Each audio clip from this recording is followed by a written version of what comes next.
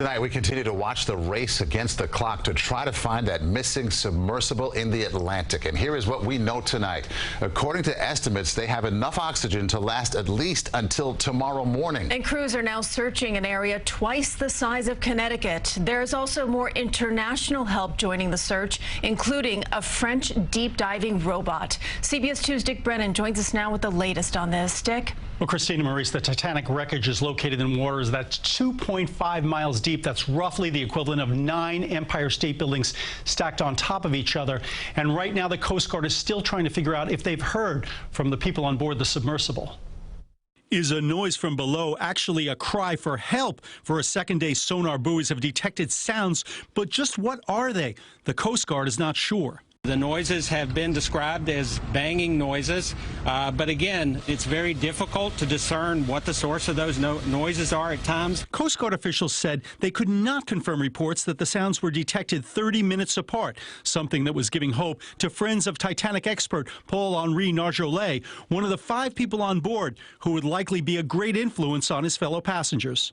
He would understand the importance of conserving air as much as possible, and he would try to get everyone to stay incredibly calm.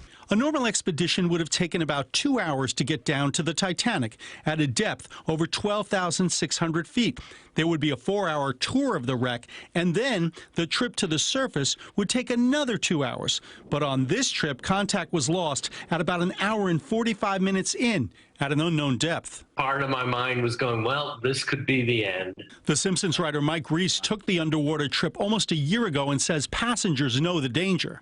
You sign this long waiver that mentions possible death 3 times on the first page. OceanGate's CEO Stockton Rush, the pilot of the submersible, seemed to be dismissive of the risks in a November 2022 podcast. At some point, safety just is pure waste.